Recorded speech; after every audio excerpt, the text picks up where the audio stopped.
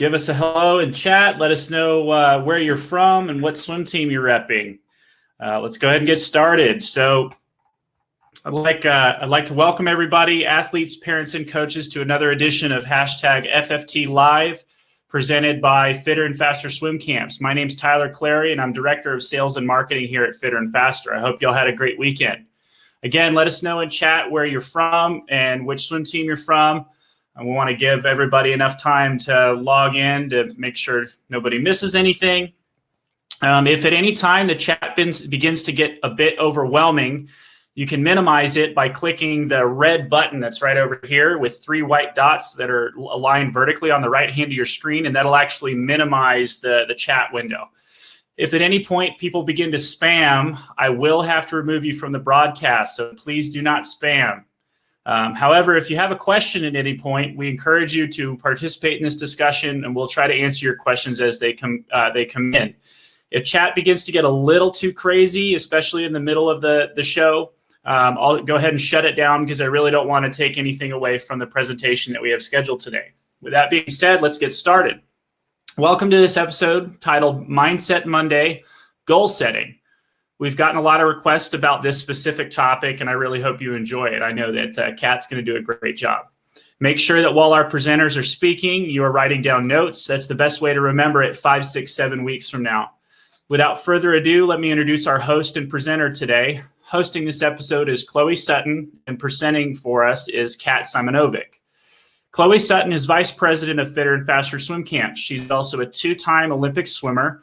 In 2008, she swam in the 10K open water in Beijing. And in 2012, she became the first American to swim in both the pool and the open water by qualifying for the 400-meter freestyle in London. She's also going to be a mother. Kat Simonovic swam at Arizona State with Bob Bowman. He's Michael Phelps' coach. Everybody knows that guy. She's been a clinician with Fitter and Faster for 3 years. She has a degree in journalism and was nominated for Woman of the Year at NC2As in 2013. She's a World Championships competitor, and she competed at the 2015 World Championships in Kazan, Russia. And she's a 2016 Rio Olympian in the 200 and 400-meter freestyles. Welcome. Yay. Hi, guys. Thanks for having me. I'm really stoked to have you guys here. Everybody seems pretty stoked that you're here. So, Chloe, how are you doing today? I'm doing pretty good. Right now I live in Reno, Nevada. My husband works for Tesla, so it's been fun. We've been sharing a workspace for the last, couple of weeks. But yeah, I'm doing really good. It's kind of a cold, windy day here, so a nice day to be inside. Yeah, well, especially nowadays, right? Kat, how about you? How are you doing today? Things are good. Yeah, I'm currently living in Chicago, but I did come back to Arizona, where I'm from originally. And it's been great to get some sunshine, spend quarantine at times in my backyard, getting my tan back, which is good. So hanging in there. Things are good.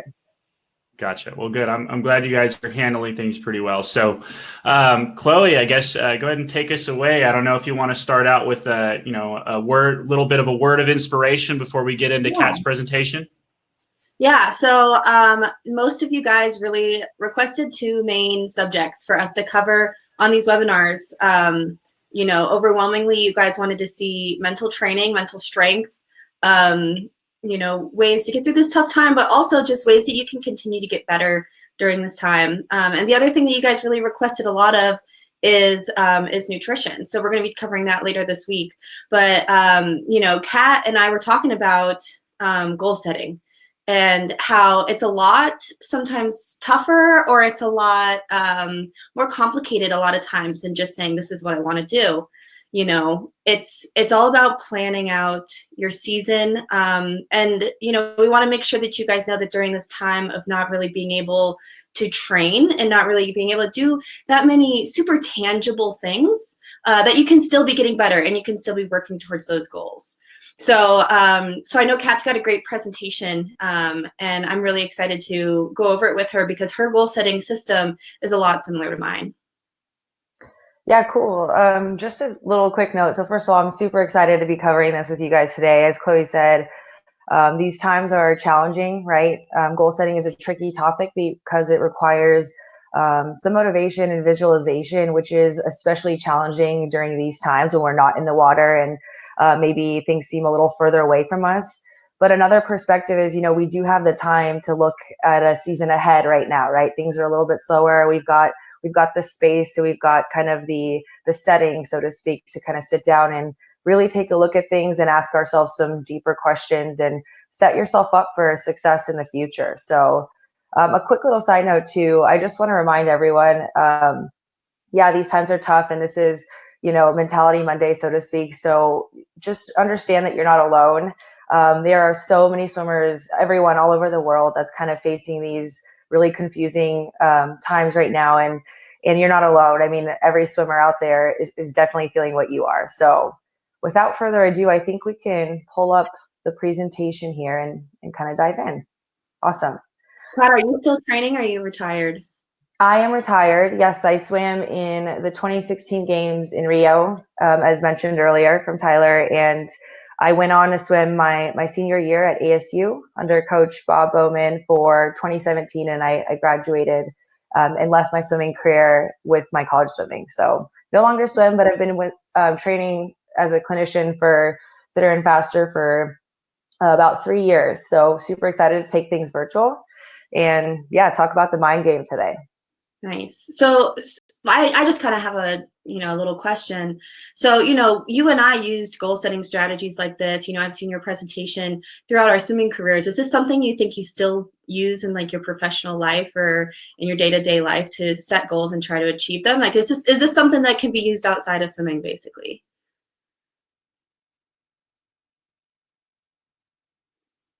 Kat, are you there? I think she froze. Yeah, we'll see if she can reset. But I know for me specifically, goal setting is something that, it took me a little while after I was done swimming to learn how to apply it to like my professional career. Kat, we have you back? Yeah, do you guys hear me? Yeah, we see you. You Okay. just froze for a second. Oh, okay, great. Awesome.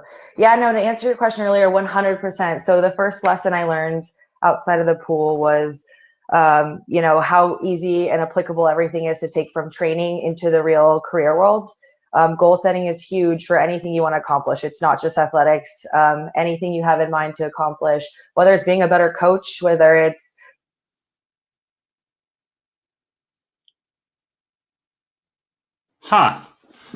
Guess she's having some technical difficulties. Obviously, guys, you can see, this is real life, so sometimes this kind of stuff happens. Hopefully, Kat can bring herself back again. There she is. Yes. I'm not sure if she's having Wi-Fi issues or anything like that, but Chloe, what was the last thing you remember Kat saying? She was talking about how she learned, and one of the things she learned when she retired was how applicable these goal setting strategies are in everyday life and not just in swimming, and how everything you learn in training really is preparing you for that next step. Yeah. I always remember that John Urbanchek used to always say that a goal without a plan was nothing but a dream. Yeah. And I think just the process of goal setting is so huge in helping people kind of lay out those plans. And I think Kat's going to get to this later, because it's not just about, having some goal that's up amongst the stars. It's also about having, a lot of smaller goals sort of along the way. So now that I think we've got Kat back, I'll let you guys take it away again. Yeah, hopefully it doesn't keep cutting in and out, but just let me know. Maybe I can try hopping off and reconnecting. But thanks for dealing with it, everyone. It's part of today's world. All right, can you hear me okay? Yeah, you're good. Okay, awesome. So diving in, basically I just want to talk about, the importance of setting micro goals. And I personally call this lily pad goals, because to me, no goal is micro. They're all, huge, and they're all important to pay attention to, whether small or large. They contribute to the big picture. So if you want to go to the next slide, Tyler. Awesome. So here's kind of like what my rough structure looks like, if you will. I put my dream goal, my big Olympic dream, right in the middle of my lily pads, right? And basically this visual for me really helped me understand it's quite a big leap, right? For me to say, oh, I want to compete at the world championships, and from there I I'm going to make it to Rio, right? Or I want to swim a sub 2 minutes in the 200 meter freestyle, completely unrested in the middle of training. How am I going to get from that lily pad right to my big one here, being the Olympic Games? I just really like this visual too, just to show everyone that, although around my big centric goal, I might have some larger scheme goals that, might seem a little further for anyone with where they're currently at in their swimming career. It still is very relatable and transitionable to other careers out there. So if you look at one of mine, say, break breathing habits on turns, how many of you on this live stream right now have a similar situation where, you've got a bad habit, you want to break it, whether it's the Olympics you want to get to, or a state qualifying meet, or even just personal best times each and every season. You do need one of those micro goals or those lily pad goals, right? Of something technical, or maybe it's something nutritional, right? My one up there in the upper right-hand corner says only one cheat day of nutrition. So keeping a goal of healthy, consistent nutrition, and keeping one of those micro ones, on point there to hold me accountable in that area as well. Again, another one too, looking at swimming a best time at practice. That's a pretty big goal. I mean, how do you go about doing that when you're suited up and you're tapered for a big meet? It's the right setting. Everyone's excited. They swim best times. It's a lot harder to do that at practice, right? But to have that stepping stone, to have that lily pad, it'll help me get to the Olympics one day, right? So I got to have these little ones to hold myself accountable and to have something to work at every day at practice. It's to kind of put things in a perspective. For me, it's a long-term goal, right, to get to the Olympics. It took me 15 years of my swimming career, coming in every single day, doing this piece by piece and building on that foundation to get there. But sometimes it's really hard to think about, I'm going to jump in practice again tomorrow and I'm going to work to get to the Olympics, right? If you told yourself that every single day, yes, it's front of mind and, yeah, you have your eye on the prize, so to speak, but you got to have something else too, right? Because sometimes you get in the water and the Olympics seem really far, or you tell yourself, oh, okay, I've got 3 years, I've got plenty of time. And, you start pushing things out further and further because you've been telling yourself the same goal over and over. So these micro goals are really, really important. These lily pad hoppers will help you understand, are you getting closer? Is the process working for you if you're reaching these smaller goals to launch you onto that kind of final lily pad, right? Tyler, if you could go to the next slide. So this is kind of what it looks like to have a couple more lily pad goals, right? From one to get to the next. So if you look at the bottom right, I kind of want to talk about this interesting point here. So get a 3.7 GPA or higher. So this lily pad goal has nothing to do with the water, right? It has nothing to do with swimming a better technique. It has nothing to do with working harder at practice or swimming a best time. But the reason it was on here and the reason my GPA or my education was even a goal on the spectrum of this talk is because what do you think happens when I have a higher GPA? What happens to me time-wise, maybe schedule-wise, mindset-wise, if things are going pretty good in the school world, right? If I'm getting good grades and I'm acing all my tests, swimming to me, or education to me, was one less variable in the water that I had to worry about. Being an important student, or being a good student, was very important. And again, keeping things intact in the classroom really helped me focus on things that I needed to get done in the water. So I just kind of wanted to point that out, that your micro goals or these lily pad goals, so to speak, they don't have to be swimming related always. They could be other things. For example, I also have on here, let's see, what do we got? Be the best on the team in dry land, right? That's still an element at practice, but again, it's not between your two lanes, so to speak. So it's really about, setting up these goals day in and day out that you could really focus on something new maybe each week and keep that balance of goal taking. So I'm just going to kind of go over my slide here because these are ones that I've always had in my goal setting. Hey, Kat, real quick. Yeah. I just put up a poll for people that said Yeah. that asked them how important is your education to you, and right now 94% of people say it's very important to them. So they're they're very much in the same mindset as you. They understand that if they're taking care of their education, then a lot of that success is going to lead into the pool. So great point and great job, audience. Yeah, thanks for participating. I love to hear that, you guys.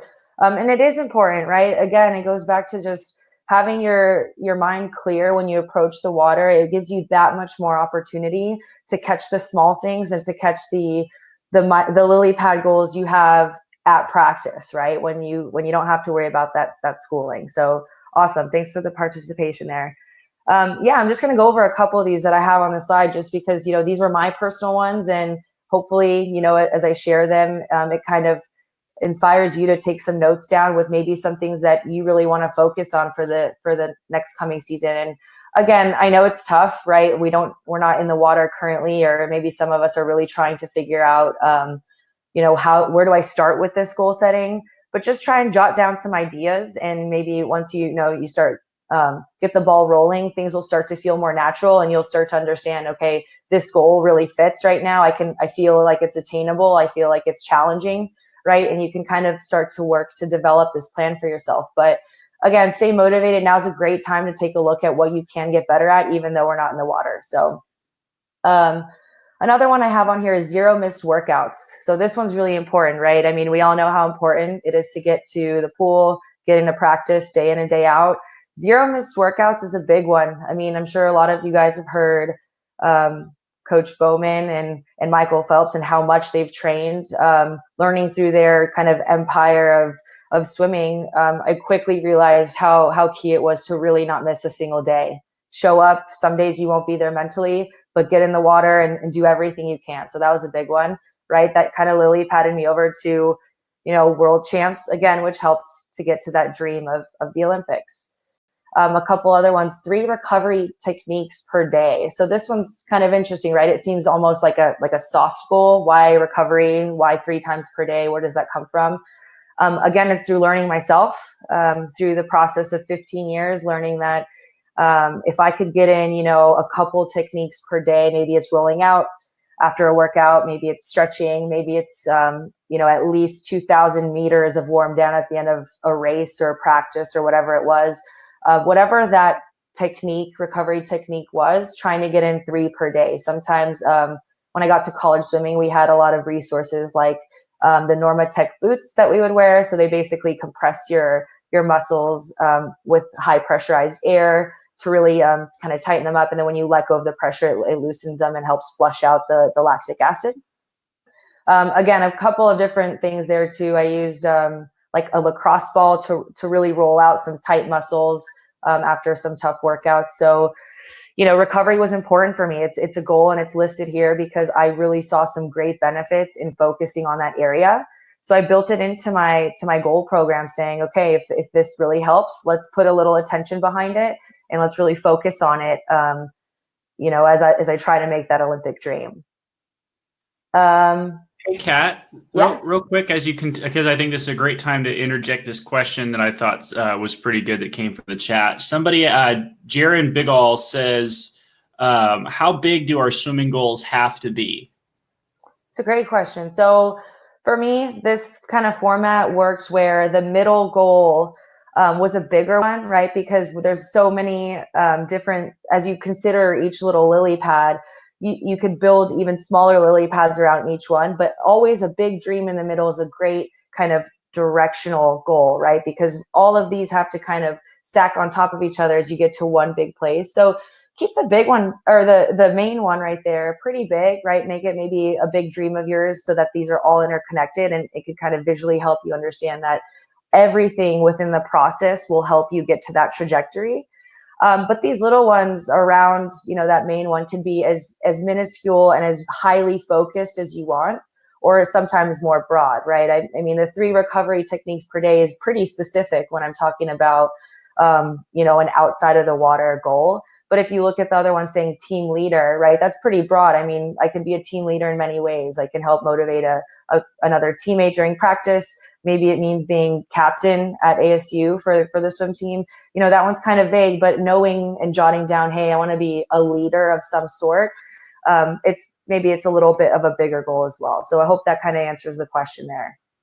Yeah, I think your goals should scare you a little bit. I think they should be something that makes you want to get out of bed in the morning. If my goal is just, today I want to, I don't know, do a couple of skips around the room, and it's just kind of a small, even if it's, if that's my only goal, that's not going to get me excited to get out of bed in the morning. I want something that's going to make me feel passionate and get excited and want to go to the pool every day to pursue this really, really cool thing. And, I think that's really important just as humans to learn, is that it's okay to set really big, really high, almost kind of scary goals, and then to go for them, because you really don't have anything to lose in that. They're your own goals. They can be secret in your heart. But, for both Kat and I think our goal was the Olympics from a very young age. And the other thing I think is important, though, is that you're honest with yourself. You guys, I think you all probably have a pretty good idea of what Kat and I had to go through, what we had to do every day in order. Look at all these lily pads, what we had to do in order to achieve that goal. And you have to be honest with yourself. Are you willing to do that? Because you can set a high goal, like wanting to go to the Olympics. But if you're not willing to make those kind of sacrifices, and if you're not willing to work crazy hard, then you might want to reconsider your goal a little bit. So I think it's a lot about being honest with yourself as well as to what are you willing to commit. Yeah, no, those are great points, Chloe. And kind of speaking even more on that too is, right, these little goals, you can oftentimes really use them to catapult your motivation and your energy behind feeling successful and like things are working. And that's kind of a very honest way of putting it, but it's true, right? If I set a small goal of, the 3 recovery techniques per day, if I've done nothing else in my day, wasn't going very hot in the pool, and, the Olympics seem really farther now than ever. If I did those 3 recovery techniques that day, I can take a look at my last 24 hours and say, hey, yeah, like I've accomplished my goal for the day. Maybe it wasn't exactly what I wanted it to look like, but I did accomplish a goal today, and I got to just keep doing that in order to get to that big one. So yeah, Carly Hall asked, what should you tell yourself when you have a minor setback? And if you're practicing these lily padding goals, if you're setting these.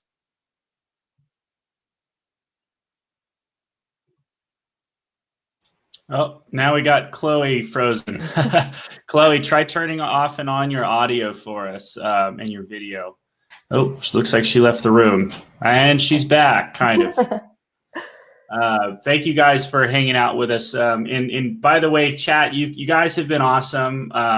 Sometimes people tend to take advantage of chat. You guys are doing a great job at only talking about relevant topics. So thank you for that. Yeah, the chat. Chloe, you're back. Sorry about that. Yeah, no, it's okay. Sorry, I something happened, but and I forget really what I was talking about. So continue, Kat. No, yeah, just basically saying we kind of were mentioning the topic of setbacks there, and I think it's a great point because, yeah, a lot of times the feelings of setbacks, to me at least, came when I was looking at the big picture, sometimes too large, sometimes taking a step too far back, saying, "Oh man, like I didn't have a great workout, or maybe this whole week has been off. How am I going to make it to swim in a best time at NCAAs? Like things are way off, right?" Those setbacks tend to feel a lot heavier and a lot bigger when we are too far back. Maybe you got to zoom in a little more and say, rather than looking at this as an off week, maybe one of the workouts within the week you were able to turn it around. Can you focus on that turnaround? What did you learn there? What changed for you? And was it really a setback? Maybe it was a learning experience that you could really take that and maybe use that for your process going forward. So setbacks are tough. We all face them, but especially in the world of goal talk here. But they're important. That's what we build our goals on, right? Is feeling those setbacks, and that's how we build on that. So hey guys, can we just to interject something that I think is kind of relevant right now? Can you talk just a little bit about how people can be proactive in setting goals even during this time? Like I think that it's easy to focus on that one really big lily pad in the middle, right? But I think it's also there's something to talking about like how to set little goals to help you get back in the water without hurting yourself? You know, how to set goals to manage quarantine right now. I think that would be really, really interesting for chat. Sure. Chloe, you want to take it away for that one? Sure. I think no matter what situation you're in, there's always something you can be doing to get better. You guys have a lot of opportunity right now to do dry land, practice eating healthy, watching video of swimming. And I mean, everybody here right now is already doing something to get better today by watching this webinar. I mean, you guys are already way ahead of the game. And, you know, for me, throughout my career, I was always thinking about, what am I doing that is different from everybody else? Or what am I doing that's better than yesterday, Chloe, to be a better tomorrow? And or to be better than everybody else. Because if you're doing the same thing as everybody else, or you're doing the same thing as you were doing yesterday, you're not really getting better. And right now is the excellent time to get creative with that and figure out ways to get faster and stronger and smarter without even being able to get into the pool. And I think everybody's story might look a little bit different in that. You know, for somebody like me, it would, if I was still training, it would be, you know, practicing my nutrition, maybe learning some new recipes that I can cook for myself. It would be doing a lot of dry land, maybe working on my flexibility. Now would be a great time for you guys to work on some mobility and flexibility, and, you know, see if you can get even closer to either touching your toes or getting your nose to your knees. But there's so much you can do right now to get better, and we're all maybe just a little bit bored, and so it would be a good time to do that. Yeah, totally. Tyler, I love that question, by the way. I think, so here's an example, right? If you're looking at, you know, the screen right now, the presentation, maybe the inside of that middle, excuse me, that middle lily pad looks like, you know, just a quote saying, you know, don't let quarantine negatively impact swimming, right? I mean, that's a pretty big goal still. There's so many steps involving that goal. And maybe one around those looks something like, you know, maintain a schedule. You know, even though we don't have a pool to swim in right now, that doesn't mean that you can't set your day up like a normal schedule and, you know, allot some time for you to still get physically more in shape and stay with it, right? Maybe another lily pad goal is set some seasonal goals while I spend some time inside, right? Like that's still part of not letting quarantine negatively impact your swimming, right? You still need to set these other goals to get that done. Nutrition, as Chloe mentioned too, that could be another subset. So again, you know, if you want to take a look at your current situation using maybe this technique of these lily pads, you totally can. You can break it apart. Basically, what this model does is breaks apart any type of large concept into more attainable things. And again, the point is to highlight, you know, with each little lily pad that you're hopping on, it's still successful. Keep reminding yourself over and over again that you are in control of certain things in front of you, and you can accomplish them if you set yourself up for it. Yeah, your guys' attitude right now, practicing staying positive and staying motivated during this time, because I'm watching the chat over here and a lot of you guys are real bummed, and I understand that, but it's up to you to decide how you want to respond to the situation and practice having a good attitude and practice figuring out how to stay positive and how to get faster during this time. I also see a lot of people asking if this is going to be available after. You can always go to fitterandfaster.com/replays and it will be there, but we'll also send out the link to all of you after this so that, yeah, Tyler just posted it there too. Fitterandfaster.com/replays to watch the video after the fact. It's also on our YouTube channel, Fitter and Faster's YouTube channel, and we'll also email it to you afterwards. Yeah. Awesome. All right. I think unless there are any other current questions, and keep interjecting them as they come, we could go to the next slide, Tyler, if you don't mind. Another one I saw real quick, Kat, was when you were like a middle schooler.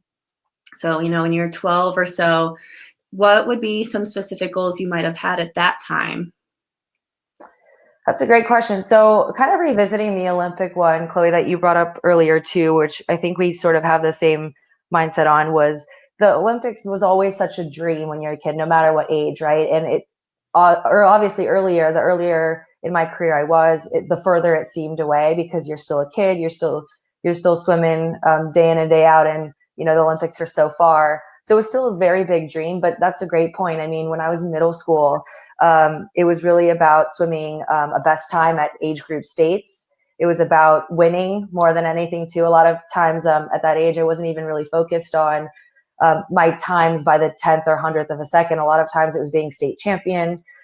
Maybe it was being the fastest one at workout. So it's really just about taking a seat and looking yourself in the mirror and asking yourself, what do you want out of your swimming career this season, right? I mean, even though for a junior high or a middle school age swimmer, you've got your goals, and I'm confident that you know what you want out of this season, whether it's, being a city or regional champion in your event, or just maybe dropping, a couple seconds to make that state qualifying time.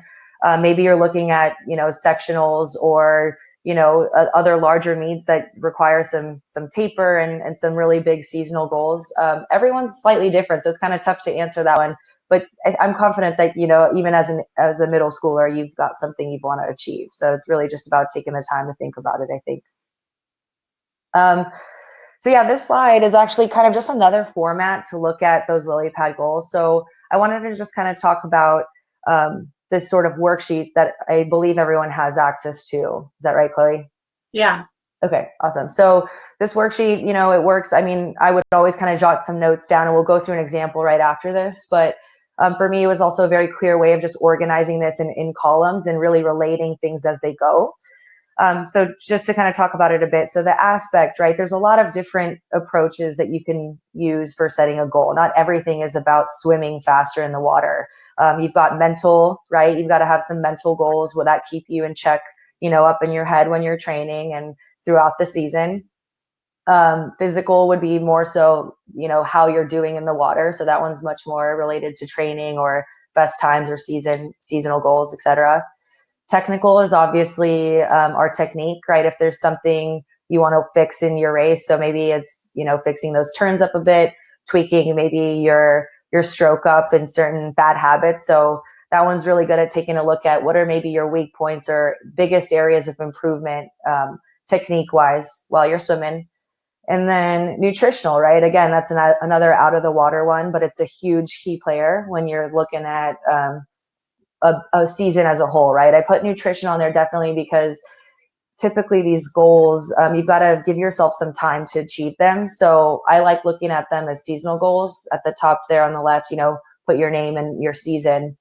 It'll really help take a good snapshot at things like nutrition, right? We need time to observe how nutrition's impacting us in the water. And it's a really important one. I know that one kind of often comes up when there's questions. So that's why I threw it on there. Tyler, if you want to go to the next slide, we can kind of talk through the example that I've listed. So I went and kind of filled this in with something I was working on as I kind of was facing this in my career. So one of my mental goals, and feel free again to jump in with any questions here, but one of my mental goals was to remain mentally confident halfway through a main set. So as you guys all know, a lot of times as the main set is getting pretty hard, maybe you're right in the middle of it and you're just like, man, we have 2 more rounds of this, or I'm having a hard time with this interval. I don't know if I just want it to be done, right? It's very relatable for all of us, but a big mental goal was to remain mentally confident. So halfway through, maybe it's not going the way I wanted to, or maybe I'm killing it and it's going great. Stay on it mentally, really make sure that I'm feeling good about it, and asking myself, okay, what's an obstacle of that? So facing pain and exhaustion and other variables outside of the pool. So maybe mentally, my mental game is off because I failed a test in class and man, I'm feeling nervous about it now. I don't know what my grade's going to be. I show up on the pool deck and my mind's not in it, right? So that's maybe an obstacle I'm facing mentally. Or during a main set, again, that exhaustion, I'm super tired. It's really hard to mentally engage myself. So what's a lily pad goal to that, right? What can I make as a goal to mentally accomplish each and every day, right? That'll contribute to that main season goal. So I came up with a slogan called Right Now. So as I would be swimming my main sets, I would tell myself mentally, okay, right now. And that was a little slogan that I just would tell myself when things got tough in the middle of a main set, where I was really just ready to kind of maybe throw in the towel. I would use that phrase right now. And that would kind of change my mental gear, saying, all right, cool.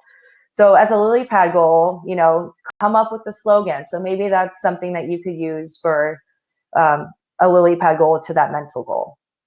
Another one, so a physical one, was hitting a best time during practice. I kind of used that example from the earlier slides. So a physical goal was to hit a best time during practice, and maybe an obstacle for that, or something that really was challenging to do so for a practice, was really not liking the main set. How many of you guys have showed up to practice and heard the set that coach gave you that day, and the main set you're like, oh, I don't like that, or yeah, right? You're just like, that just does not sound like something I want to be doing. But, regardless, you got to do it. You got to find a way to stay motivated. You got to find a way to get over that and say, all right, I don't like the way this is going to feel, but I'm going to go for it. And that's an obstacle. But so a lily pad goal to that is pick a consistent and competitive goal threshold and engage yourself. So maybe I don't like the set is going to be, 8 200s best time. I really don't, or best average. I don't like that set at all, right? But if I pick a competitive threshold for each and every single one of those, maybe I can engage myself mentally and physically to just get over the fact that I don't like it, and really hit that best time, right? If I set it up for myself, it's there. I have it in my mind. I can visualize the goal and really accomplish it. Moving on to technical. So keeping a high elbow on my freestyle underwater. I know it's a common technical kind of slip, right? When we get tired, to really slip on our elbow catch underneath when we get super, super tired during practice. So jotting it down for me in this chart, saying, I really want to keep a high catch throughout the whole, the whole practice, throughout the whole season. Can I do it? Can I really just focus on that for the whole season? And a lot of times I found even just writing it down helped me keep accountable there. Writing down that, hey, I've identified that this is one area that I keep kind of slipping on. It put it front of mind, and it was something that, during my good practices, I was able to say, yeah, I have that technical goal. I wrote it down in that chart. I really got to focus in on that today and really make sure that I don't slip on that. Again, another obstacle, pretty common, being tired, slipping and maybe not paying as much attention to it, paying attention to other things in the water. So that's an obstacle. And my lily pad goal was, hey, start warm up with good technique, right? Check in halfway during the main set. If I can identify 2 little areas during practice to check if I'm following that goal, right back to that whole accountability talk. Does anyone have any questions there so far? I'm trying to look at the chat here. We're getting comments like crazy, which is awesome to see. A lot of people have been asking about writing down your goals. Which goals do you write down, or do you see value in that? Yeah, definitely. Great question there. For me, I always wrote them down just because it kind of makes it very formal, right? If I'm writing it down, I'm almost making a promise to myself of, hey, I've noticed this. I have enough attention right now to write it down.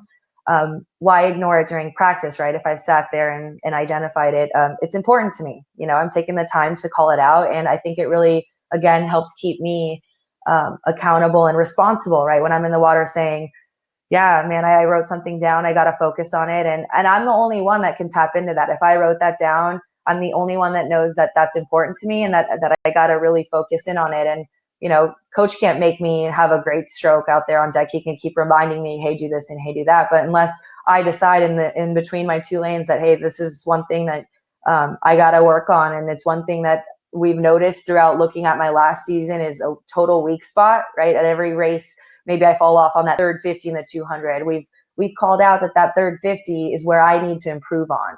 And unless I don't write that down, it could really just kind of be back of mind, or it could just be kind of out there and knowingly like, oh, I got to work on that thing. But by writing it down, it really just enforces, hey, this is where I'm working today. So I would definitely recommend it.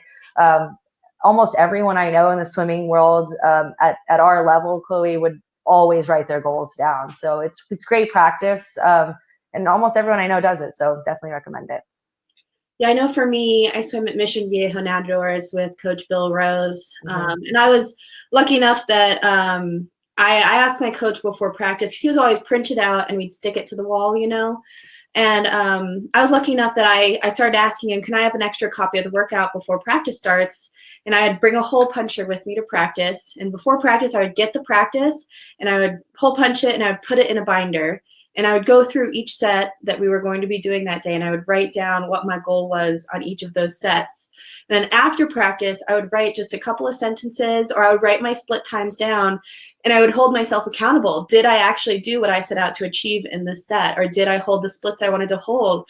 Or did I hold the breathing pattern I said I was going to hold? Or did I maintain my attitude or my focus or my intention in each and every set? And I have dozens of binders that my parents unfortunately still have in their basement. Just I won't let them throw them away.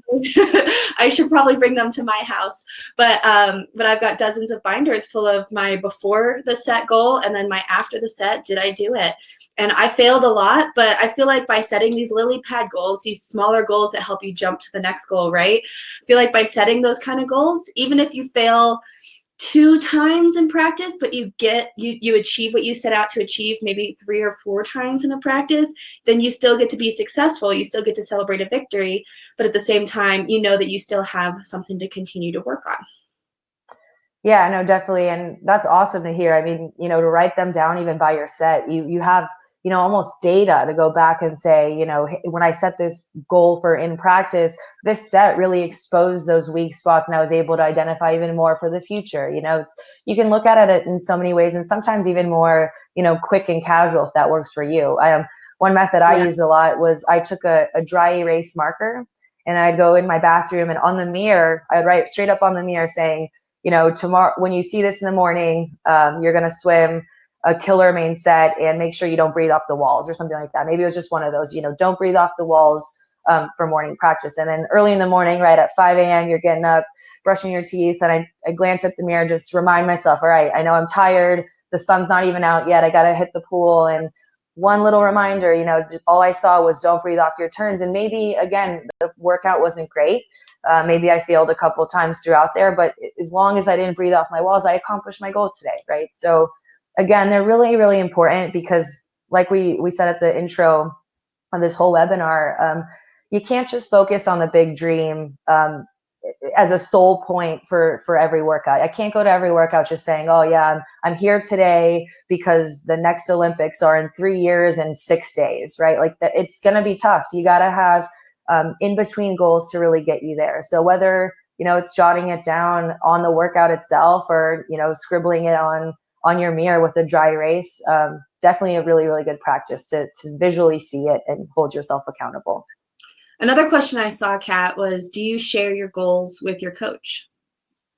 That's a great one. And I was actually going to get to that. So I think it's really important because the communication between swimmer and coach is key, right? I mean, you see all these programs all over the world today, and some are very similar, some are drastically different. And across the board, my big takeaway is that, every program it only matters if it works for you. There's 1,000 methods that make someone successful. And, whether it's doing the yardage and doing the mileage up front or really having a refined weight training program that kind of like, it like co-promotes your swimming, so to speak. There is no one right way to do it. And so for me, the element of communication between swimmer to coach is essential. I mean, your coach knows way more about you than you think, right? In terms of standing on deck and seeing you and knowing kind of what's going on, maybe mentally, or whether or not you're on or off your game. Sure, they have that language and that communication with you, but it's never a bad idea to say, hey, coach, here are some things I really want to, here are my goals for the season. Here are some things I really want to focus on. And, I think it's great, right, for your coach to understand some of the nutritional goals that you've set up for yourself or some mental goals, right? That clear communication can really help them help you be accountable and call you out and say, maybe ask you certain questions during the week. If they know that your technical goal is to keep a high elbow underwater, maybe they have more attention for you there and can kind of keep an eye on you and make sure, hey, say you're slipping a little bit more, make sure you keep that high elbow. And it's never a bad idea. Also, seasonal goals, if it's time related, if you say, hey, coach, I really want to swim, this 8 cut this season, that's my goal, I got to get to it. If they know that that's where you're at, they can help you set threshold times for main sets. They can work on pacing with you. They can use their theory and their strategy for what they have in mind for their workout planning, maybe for that season, and work with you to make sure that that goal that you've called out for yourself is attainable and they could do it with you. So always, I mean, that was my practice, was always let your coach know what's on your plate and what you want to do for the year, and let them challenge it too. I've had a couple of times where, I wrote down some goals and sat down with Coach Bob Bowman one-on-one and would take a look at it and say, hey, these are my goals for the year, and have them push back on me and say, I don't know, I think this is too easy for you. I think we can, maybe cut off a couple tenths here, or, let's set another goal to that goal and make sure we do this earlier in the season rather than what you've called out for yourself. And it's always good too, right? I mean, your coach knows what you're capable of, and sometimes when you're lacking that confidence, they can look you in the eye and say, no, like, you've got more, we can do more here. So it's great practice. Maybe Chloe, you can share too. Have you shared your goals with your coach before? Yeah, all of my goals, my coach was very, very aware of. I think that's very important because your coach is the one that's helping you get to whatever your goals are. And if they don't know what those goals are, how can they really help you? So, I used to sit down with Coach Rose every day and we talk about my goals for that practice, the goals for the season. He always knew exactly what was on my mind. He knew what was in my head going into every race.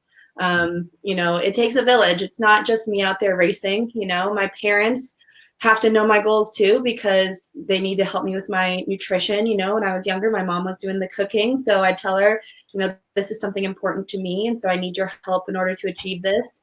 My siblings, I can't play right now. I need to go, do this, that, or the other. I need to go recover. Everybody needs to know, your friends. It's good to share your goals if that's something that you feel comfortable doing. But, something I think is really important watching the chat and everything is everybody's a little different.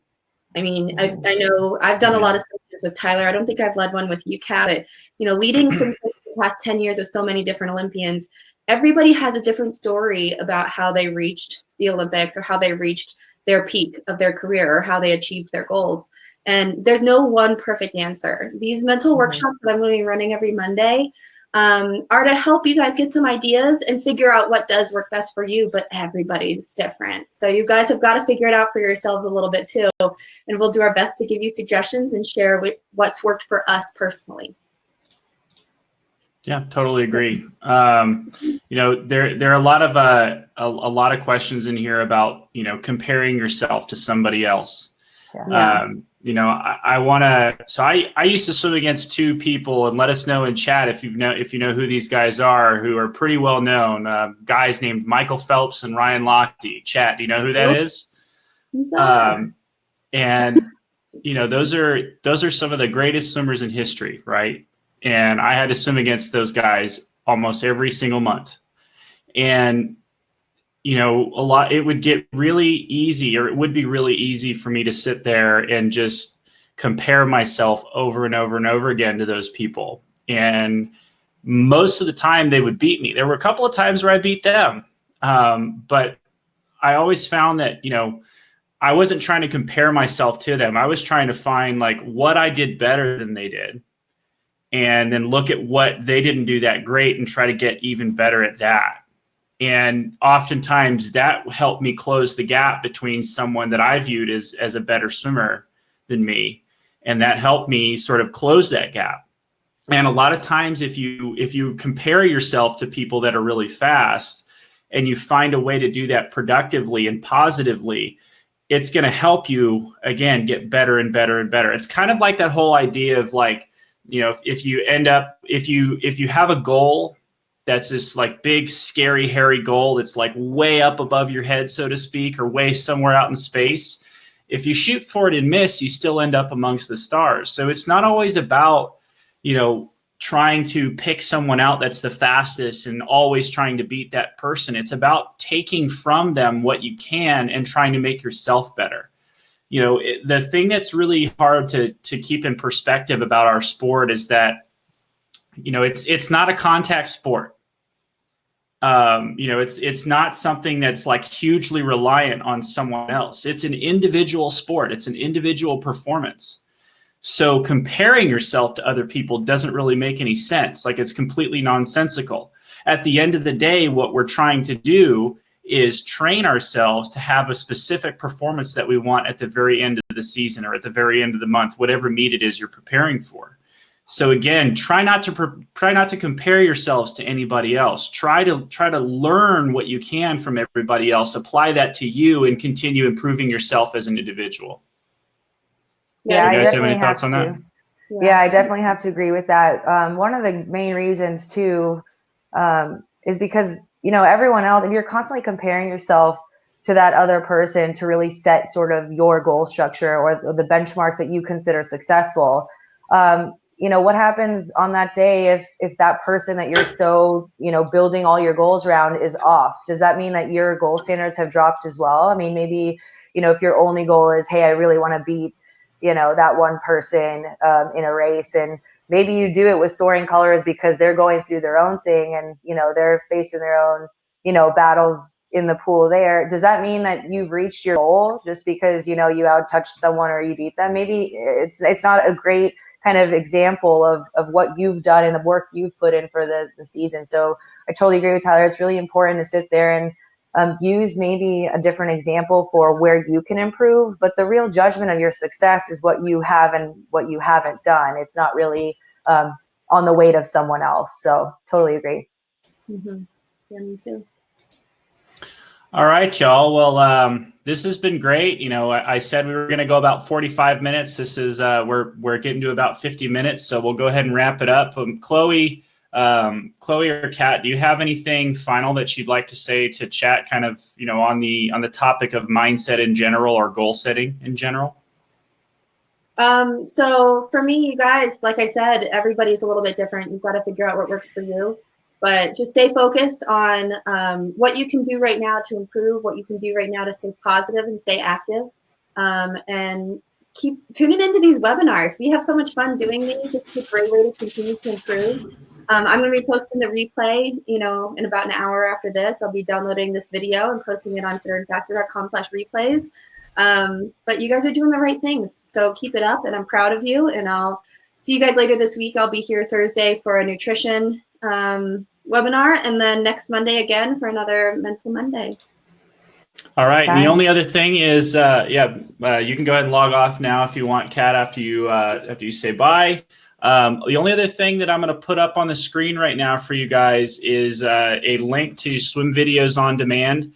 A lot of people ask us, you know, what are some good things that we can be doing during quarantine to be getting better? And obviously, we can be working out as much as we can at home, but going and getting access to a lot of really high quality videos like we have at Swim Videos on Demand is a great way to improve yourself while you're at home. So go ahead and click register now. It's going to take you to another web page.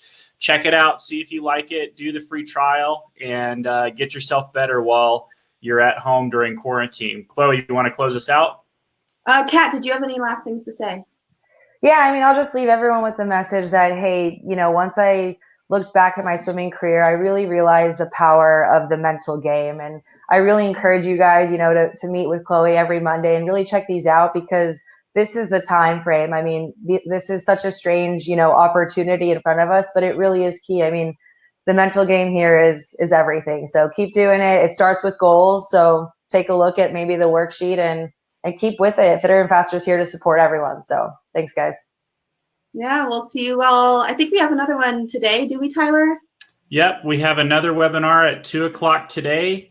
It is it's called Breaking Down Streamlining Underwaters. That's being presented by myself, Marina, and Chris Reed. So you guys should go head over to fitterandfaster.com/live to make sure you sign up for those and any other webinars that we have later this week. We'd love to have you. Yeah, thanks, guys. Great job, and we'll see you later. Be sure to keep your elbows high, but your dreams even higher. See ya. Bye.